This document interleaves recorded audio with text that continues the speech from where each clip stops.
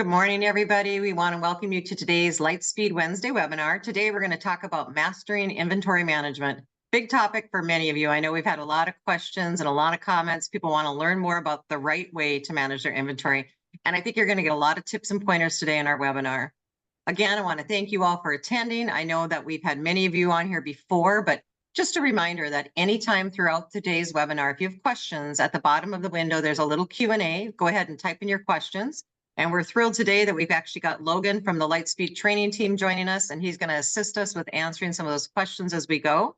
And we won't get to everybody's, but we'll try to get to your questions. We'll save some time at the end for some live Q&A and make sure that we can follow up with you if you have specific questions as well. So with that, I want to make sure we allow enough time to really talk about everything that people want to see today. So let's go ahead and let's introduce our presenter today, Brian Tierney. Thank you for the introduction, Diana, and welcome, folks. I am going to be your presenter for today's Wednesday webinar. My name is Brian Tierney. For those of you that have been on the Wednesday webinars before, you know me. And for those of you that haven't before, welcome. Thanks for joining us today for a Wednesday webinar. I come to you with 30 years Lightspeed experience, spent 16 years in a dealership using Lightspeed here in Salt Lake City, Utah, where the home office for Lightspeed is. That's where I live as well. And now have spent 14 years working for the Lightspeed organization in various capacities, which has brought me to our webinar today with you. So once again, thanks for taking some time to talk about parts physical inventory counting in Lightspeed. And as we dive into the meat and potatoes of today's presentation, there's a lot that goes into a parts physical inventory count. Not only the counting process itself, but the strategy, the planning, all of the thought that goes into that count process, which is a fairly time-consuming effort, just simply planning for the count, not consuming the actual count process. So we'll talk about the preparation, the strategies, and all the elements that goes into a physical inventory count in today's webinar. So my agenda for today, what we're going to cover, we're going to talk about, as I mentioned, that preparation and the strategy for completing a physical inventory count. We're going to talk about the elements of the parts inventory fields, the things that you want to be aware of in an individual part record that are really going to impact that count, things you want to focus on, maybe eliminate the things you don't need to focus on. We don't care about the minutia necessarily. We'll talk about what that looks like. We'll talk about the 3 different ways to complete a physical inventory count in Lightspeed: barcode scanning, old-fashioned way using count sheets, and if you hire somebody from the outside of your organization, a CSV file import. We'll talk about those 3 things. We'll follow everything up with some reporting suggestions, some elements to manage that count, and some things to consider as you're looking at your inventory before you count and even after you count. And of course, we'll take some questions at the end. So with that said, let's talk about preparation and strategies.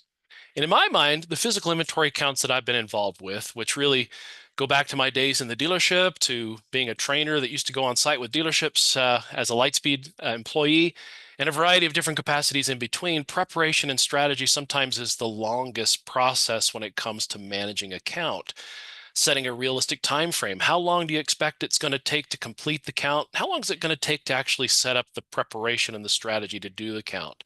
Do you want to do this one time a year? And in my experience working in the dealership, we used to do this right around Christmas time, which was always fun to kind of coordinate a physical count with Christmas. Always kind of hurt the holiday spirit. But anyway, one time a year, or do you want to do it throughout the year multiple times, a physical rotating count?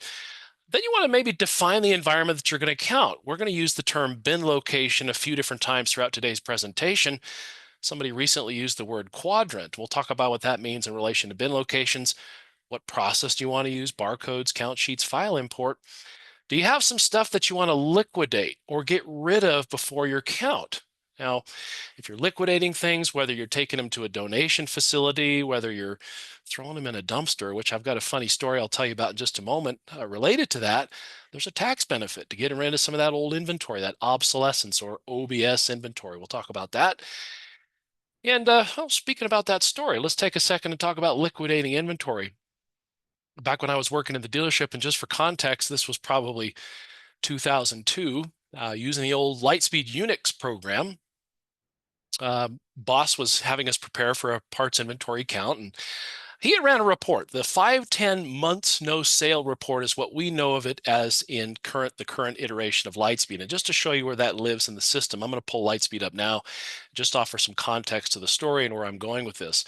But in parts, if you go down to custom reports and you go into parts inventory, you've got a report called the 510 months no sale report. And this report can be run a variety of ways. When you run this, you're going to select detail or chart. Now, chart's kind of that graphic view. Details what we're going to focus on in today's presentation. Show me the things that I haven't sold in between 7 and 24 months. I'm just going to put 12 to 24 months for my demonstration here, and we're going to ignore the last receive date and ignore the setup date, which those are there so that we don't accidentally liquidate something we've just received, but we haven't sold yet, for example. And then show me the data. So we're going to run the report. This is going to show me what I haven't sold in between 12 and 24 months, and it's going to provide the information. Now, there is a method to my madness in showing you this report, but this is showing me things that have been sitting on my shelves that we've had for a while that we just haven't been able to sell. Now, why this is important before a physical count is I might want to run this report and I might want to go gather up these items.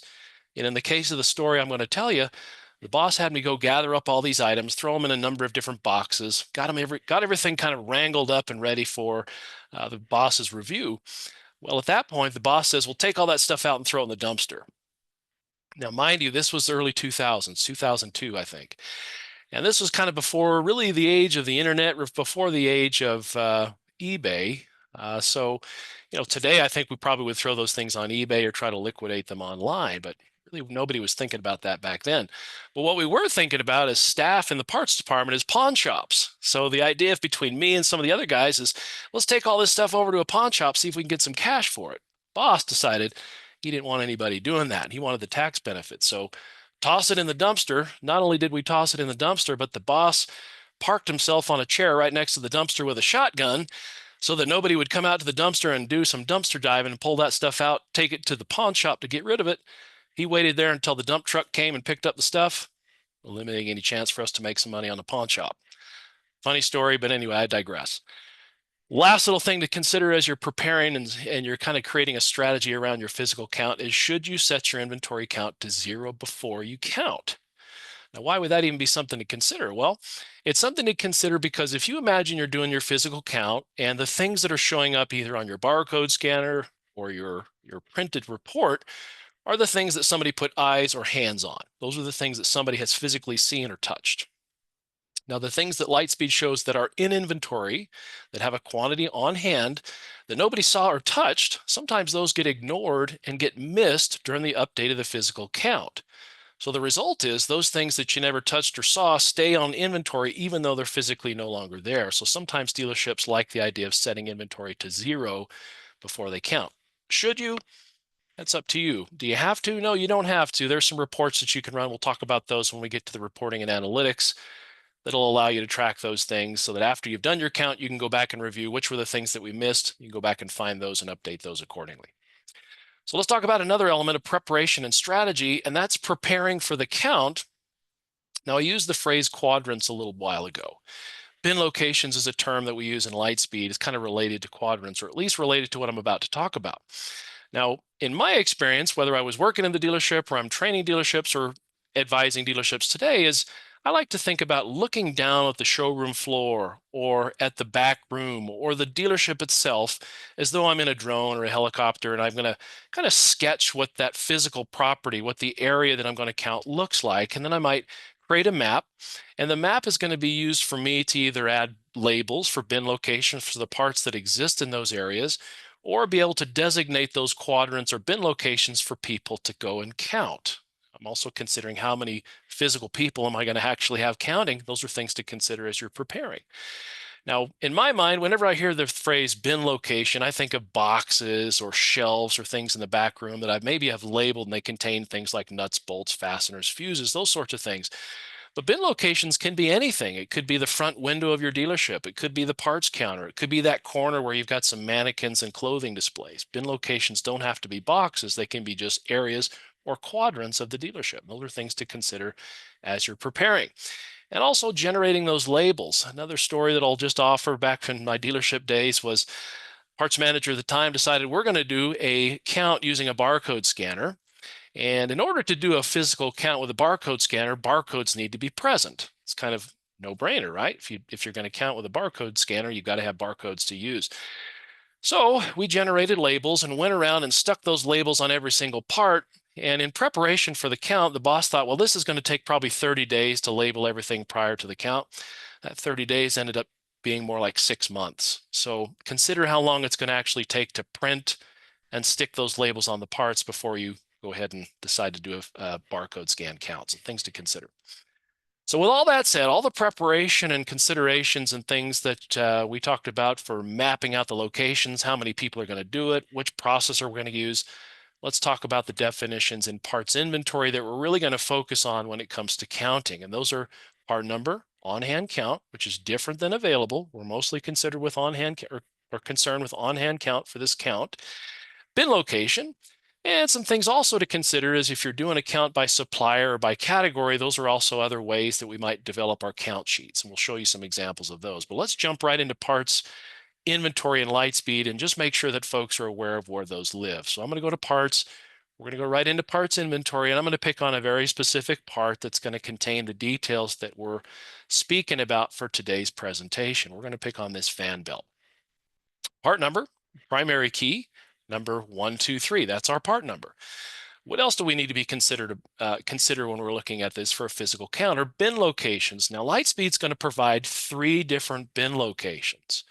Sometimes folks will look at me and say, well, how can that part be at 3 different places at one time? Well, here's how. Maybe we've got some back stock in the back room that happens to be on bin S7 in this case. Maybe we've got some that are on display on the parts counter as well. So that's the second location this part exists. And the third place is maybe we've got something on a front display in the front window or near the front of the store. We've got one of these items on display. So potentially, yes, this part is one part, but it could be located in 3 different places in the store. And we want to know where those locations are so that we're doing our count. We can make sure that we're accounting for those things. And the last little detail we'll speak about here is your on-hand count. How many parts does Lightspeed say you have on hand? That's going to be different than available. We're just focused primarily on hand for today. Okay. So let's move on to the next subject, which is one of the preferred methods for doing a physical count today is barcode scanning. It's kind of become the primary way that most dealerships are counting their inventory now. And quite honestly, it's because of speed. It's the fastest way to do a physical count if you're the one counting. Now, a couple things to consider. For those of you that are not familiar with the Lightspeed mobile application, I highly encourage you to take a look at it. It's free, so that's the best part about it. You can load it on an Apple or an Android device. You can use it on a tablet or cell phone, and you can use that mobile application to manage the barcode scanning of your physical inventory. We'll show you some examples in a second. But if you've got a wireless inventory barcode scanner, and that's the key, you can't use a point of sale barcode scanner for these. It's got to be an inventory management barcode scanner. You can use those as well. Both of those will talk to your Lightspeed experience to update your inventory in a much faster way than the old number 2 pencil and clipboard. Now, prices for the wireless barcode scanners, I've seen those on Amazon for as little as about $70. I've seen them as high as about $1,600. So you can use one of those. If you've already got one, chances are it'll communicate to Lightspeed, but we're going to talk about the mobile application and why that's beneficial as we get into it. So let's jump into Lightspeed here. We're going to go right up to the parts side of the system. We're going to go into inventory updating, and I'm going to select scanned inventory. Now, as I open up this screen, we'll get to the context in just a moment, but I'm also going to compare and contrast this against the mobile application.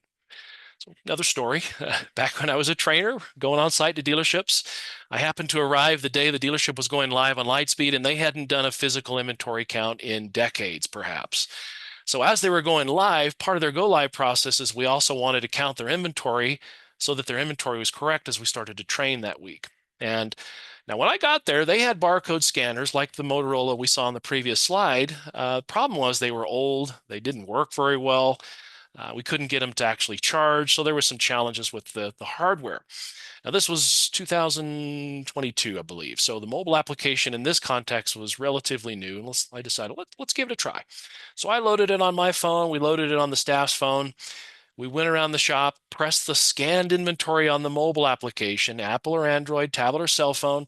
You can scan every barcode. It's going to pull the part number. You can also update quantities here as well. And why would I want to do that? Well, if I scan a box of NGK spark plugs, for example, and I know there's 10 spark plugs in that box, I scan the box, type 10 for quantity. That way I don't have to scan 10 different spark plugs. It just expedites the process.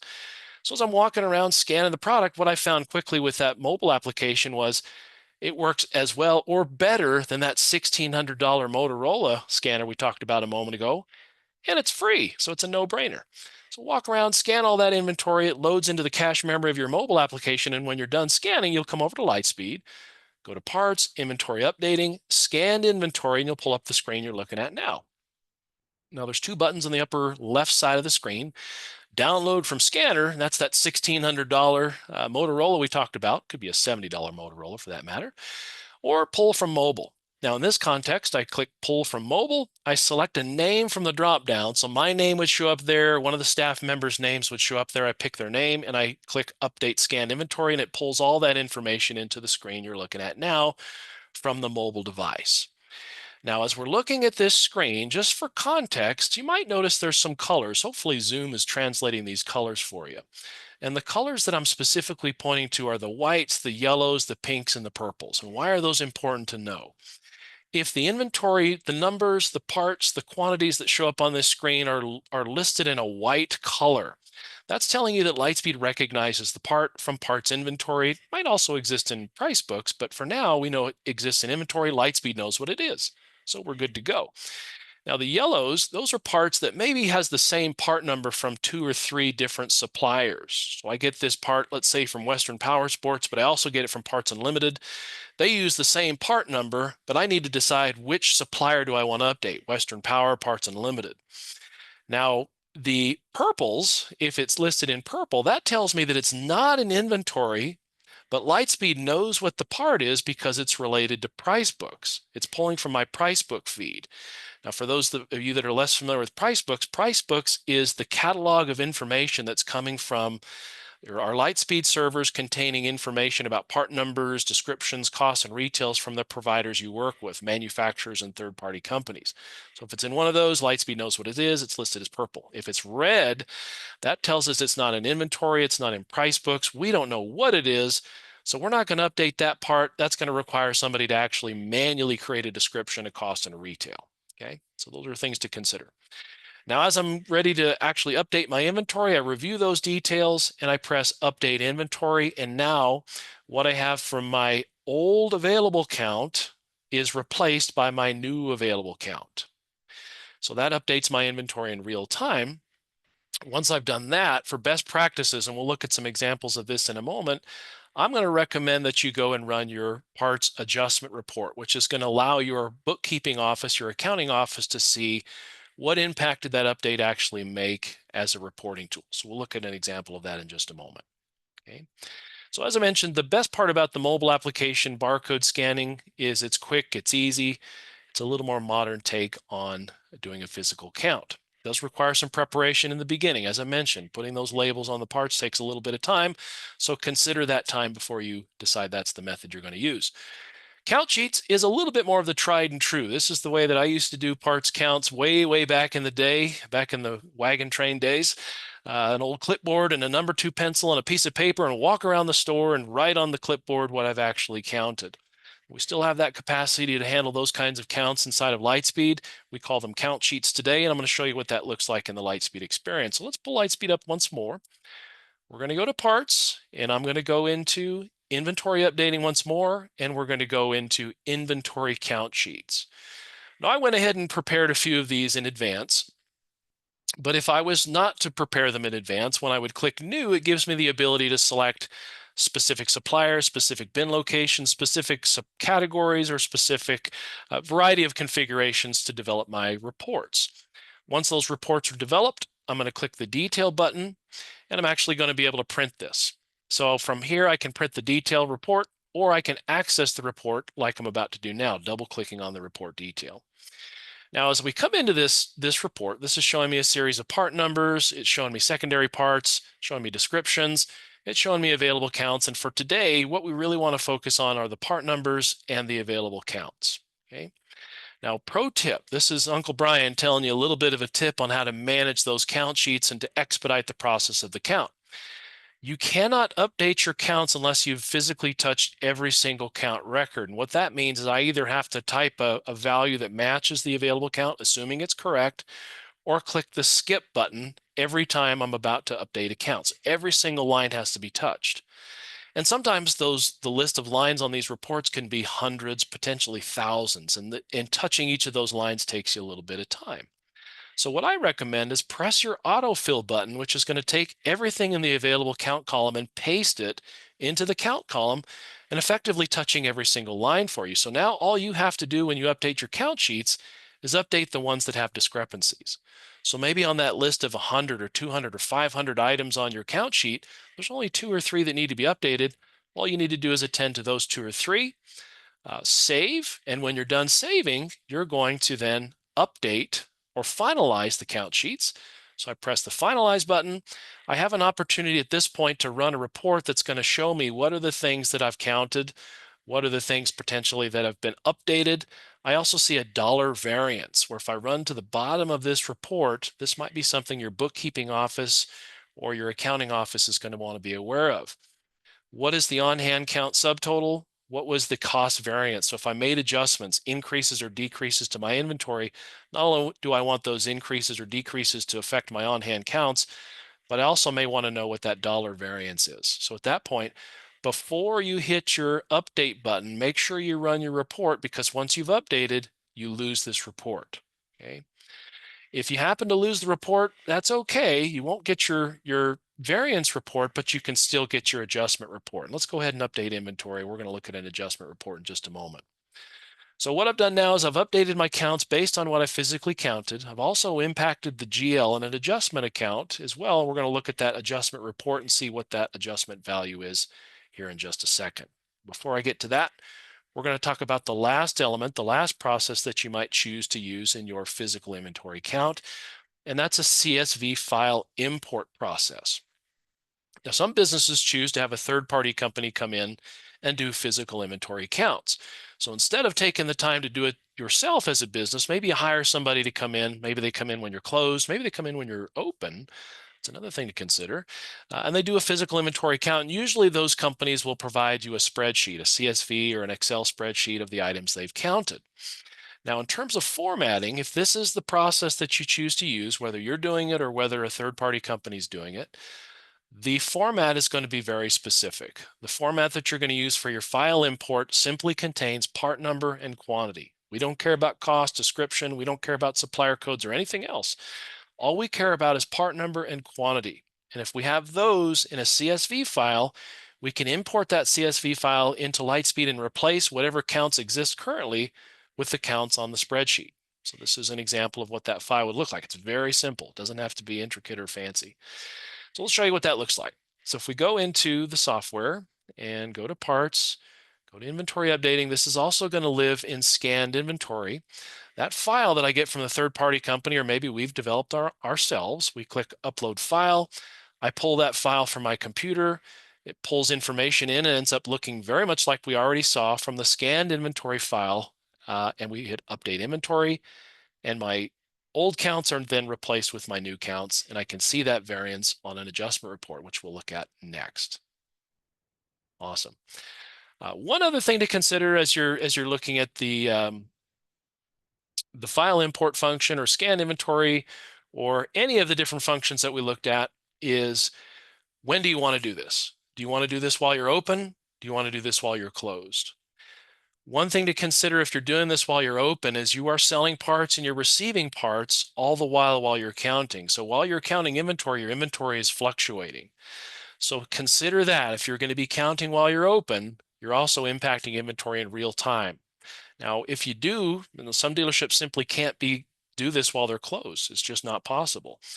There are reports that you can run after the count's completed to show all parts that were sold and all parts that are received. You'll have to make some mathematical adjustments to your inventory count based on those parameters. So things to consider as you're going any of these 3 different directions. Awesome. So let's talk about reporting and analytics. I've made mention to this a number of times throughout today's presentation, and we already talked about the 510 months no sale report, which is one of those reports that lets me see what are the parts that are sitting on my shelf that we haven't sold for a while. those might be an opportunity for a tax write-off, or might be an opportunity to throw onto an eBay or someplace like that to generate some revenue for old stuff that just isn't moving. 510 report's great for that. Well, let's look at a couple of other reports. That adjustment report that I made mention to, we're going to take a look at that. When you do your physical count, whether you choose barcode scanning, file import, or the count sheets, you're going to want to run your adjustment report at the end, which will be the tool by which your bookkeeping office, your accounting office makes adjustments to the GL side of the parts inventory value. We're going to look at a couple of other reports inside of Lightspeed as well. The 505 totals by inventory. We're going to look at a 505A filter by supplier. And I'm going to show you a report that I've developed, and I'll share this with anybody who's interested in this report. Let me know if you're interested. We're going to show anything that hasn't been counted. So going back to the concept of, do I want to zero out my inventory, or do I just want to run a report after I'm done counting that shows me everything that does not have a last count date of X, Y, or Z? Those are the parts I want to go review after the count's done. I'll share that report with you if you like. We're also going to talk about some exceptions in OBS reports, but let's jump back into Lightspeed here and we'll show you where those all live. Parts reports is where we want to go for that adjustment report. Now, for context, this is the report that you run after you've completed your count. Regardless of method, regardless of type of count you've done, go to your parts adjustment report. You can run this by a date range. If you started your count, say, on a Monday and you finished on a Saturday, you may want to run this for that date range. Those things to consider. If you're running it for particular bin locations or suppliers, those are things to consider as well. Now, we may have done some manual adjustments, whereas we were doing our physical count, we may have gone directly into inventory and made some changes to the inventory counts, count sheet adjustments, barcode scan. So we want to consider, how did we make those changes to inventory, and we may want to run the report accordingly. Now we're going to look at the count sheet adjustments, because live on this demonstration, we did a count sheet adjustment together. And I'm going to generate the report, and this will give you a sense of what that report looks like. These were the parts that we changed in our count sheet. These are the part numbers, descriptions, the date that it occurred, the person, the whodunit is also listed in case there's any questions, the quantity adjustments, as well as the dollar value adjustments. So not only do we see changes on quantities, which is important for the front side of the business to see, but the accounting office cares more about the inventory dollar value that was impacted, and more specifically, perhaps what GL account was impacted. And that's going to be something they're going to want to be aware of. So print this, share this with your business office, maybe even save it as part of a file that you have on your computer if you need to reference it later on. All right, in addition to that, we're going to talk about a couple of other reports. Now, these all live in custom reporting under parts, custom reports. We're going to go right into parts inventory. Now, sometimes I get questions about, well, I go into this list and I don't see the reports, or I don't have custom reports, or I don't have reports. Some of these things I'm about to show you are permission related. So just be aware, if you're not seeing some of these things and you need access to them, refer to your administrator, to your business office, and they should be able to give you the permissions that you need to access these reports. So first, 505 parts inventory totals by supplier. This might be a report that you run at the beginning of your count before you start your count process, and you might run this at the end, and you might be able to do some comparisons. That way you know what your inventory looked like before you counted. You'll know what your inventory looked like after you counted. That might be a good report to save as a file, maybe even print a hard copy if necessary. 505A parts inventory filter by supplier. Instead of showing you a full list of inventory, if you're just counting by supplier, or maybe by bin location, you might use a report that's filtered by bin location. But if I'm just doing cycle counts or smaller counts rather than my full inventory, I might want to run this report by supplier. Now, for the things that haven't been counted, as I mentioned, I built a report. I'm going to call this, for the context for today's meeting, the 505D report. And we're going to just highlight this for just a second and see if anybody's interested in a copy of this. I'll be happy to share it with you following the meeting. We'll make this available on our website as well. But if you run this report, this is going to show you anything that hasn't been counted. And going back to the experience that I had with my boss that sat by the dumpster with the shotgun, we're just going to talk a little bit about that. Now, if I run this report, this is going to show me anything that, if I've completed my physical inventory count and actually didn't put my hand on it, anything that has a last count date of later than today, earlier than today. So last week, 2 years ago, 5 years ago, 10 years ago. This is going to show me all those parts, and I can see when the last count date was, so I can see, did we count it at some time in history? Sometimes you're not even going to see last count dates at all, but this is going to be a report that you're going to go kind of find and hunt and look for those parts that are missing last count dates. This will be part of that. Instead of setting your inventory to 0, this might be a tool that'll help you manage those individual items.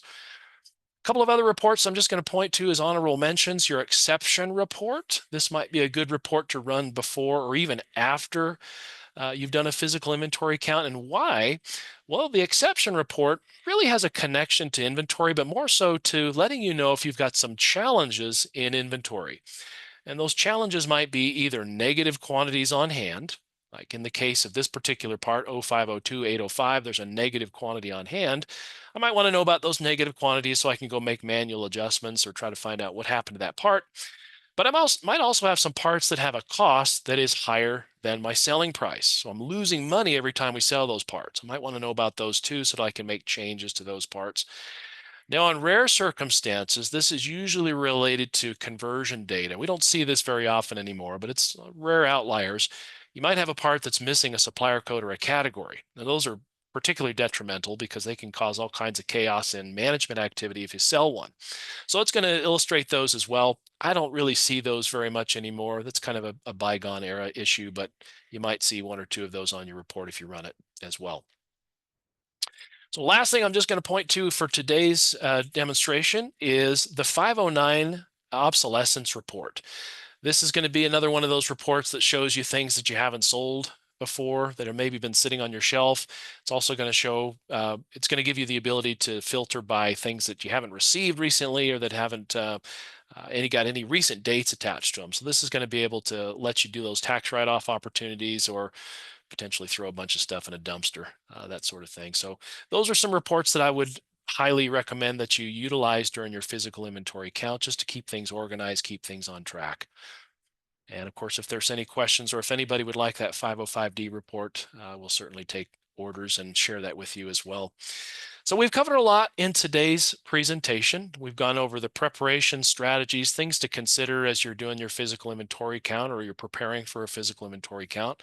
Talked about the 3 different ways that you might conduct a count, whether barcodes, count sheets, CSV file import, whether you're doing it yourself or you're hiring somebody from the outside to do it. We've talked about some reporting and analytics. And I certainly appreciate everybody's attention and certainly appreciate giving some time to us today for another Wednesday webinar. At this point, Diana, do we have any questions, or Logan, how are we doing for questions out there? You bet. We've got a couple of them coming in, and one quick one, maybe, Brian. I shouldn't say they're always quick, but like people are wondering like what the difference is between the 509 and the 510 report. I don't know if that's one that you know kind of off the top of your head or not, because there's a lot of reports. Yeah, it's really just the filtering. The 509 versus the 510 is considering whether you've received it recently, whether you've got some dates that pertain to its having just arrived in your setup in the system. So it eliminates the potential for you to call something obsolete, but you just received it last week. Gotcha. Okay, that's very helpful. And I know we've had a lot of requests for the custom report that Brian's showing today during the webinar, and we'll follow up with everybody. We'll make that report available to you. So no worries about that. We'll get it posted out with the recording of today's webinar, so you're able to access that and download that custom report as well. I don't know, Logan, if there was any other key kind of questions that you saw come in that maybe we want to address too, or people had questions. Yeah, Brian, one came in that was asking about serialized parts with count sheets. Do you have a method or best practice to share with everybody? Oh, that's a great question. Serialized parts require a little bit of a different updating process. You can't simply go in and update on-hand counts for serialized parts.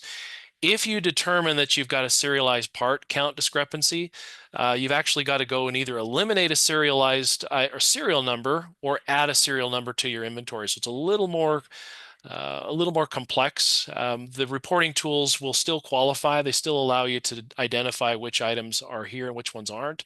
But it requires just a little more upkeep in terms of maintenance. But yeah, great question. And then I know we probably have time for like 1 or 2 more ones. I don't know if there was, I mean, people have been asking about, just kind of some of the reports still. But one I know we've seen, and I think Brian, you've talked about this before, kind of like an average like sell through? Like, is there a way to see kind of how long it typically takes for a company to sell through a product or a part? So they from a restocking is kind of, I think, what they're actually trying to get to. Sure. Yeah, we've got some restocking tools, and if you refer back to our previous webinar, last month's webinar, we went into a little bit of that inventory maintenance using the buying guide, reorder methods. I would urge you to take a look at last month's webinar, but the Lightspeed buying guide not only contributes to making sure that you're not running out of the wrong part at the wrong time, but it also looks at fast moving parts. It looks at reorder methods like min maxes, looks at force to ones, but I would refer you back to last month's webinar on that subject. Yeah, it's a great one. I think the buying guide is kind of like the one that people have really focused in on. So I know there's a lot of detail on that. Logan, any other key questions that you're kind of seeing multiple people ask? No, I think those are kind of the key ones. Yeah. I said, I know there's some other ones out here too. And one thing I always encourage people to do too is like, as you have additional really focused questions for your particular dealership, I mean, feel free to reach out, of course, to tech support. That number is on the screen right now. And of course, even if you're in Lightspeed and you click on the help in your top right-hand bar, you can submit a tech support request or question right there, and the team will get back to you, because oftentimes 2 years are very unique situations. So we want to make sure we're addressing exactly what you need. I don't know if there's anything else, Brian, you want to touch on too, that if you have time to look at any of the other questions that are out there. Maybe I'll just highlight what you just mentioned, Diana. The Get Help button inside of Lightspeed is a tremendous source for anything and all things Lightspeed. For those of you that haven't seen it before, I encourage you to check it out today. Click that Get Help button, and it's possible that you don't have an account set up. So you can go ahead and set up your account or have somebody at your dealership help you set it up. This is where you can review last month's webinar. You can see previous month's webinars. You can see videos from our development team, news about Lightspeed. I also think of this as my electronic owner's manual to the program. If I have questions about the buying guide and how it works and why I care about it, I can search for a term like buying guide, pick it from the list, and Lightspeed will return a document or a how-to or a troubleshooting tool that'll go through all of the different details about that particular item. Now, hopefully these answer your question. If it doesn't answer your question, we do have our support phone available that you can call. You also have chat support available within the support portal from 8 a.m. to 5 p.m. Mountain Time. If you have questions and really the document doesn't get to those questions for you, you can send in a chat support inquiry and do a little bit of a conversation with your keyboard to our support agents here in Salt Lake City, Utah. So definitely something to consider if you have more further questions about the content for today's webinar. Awesome. Thank you so much. I said, appreciate again, everybody's time today to learn more about Lightspeed inventory. Thanks, Logan, for helping out with some questions. And thank you, Brian, again, for an awesome presentation. Hope everybody has a great day, and we'll be providing you with some follow-up with the custom report, as well as some of the additional answers to your questions. So thanks again for joining us for the webinar, and we'll hopefully see you on next month's webinar. Bye, everyone. Thanks, everybody.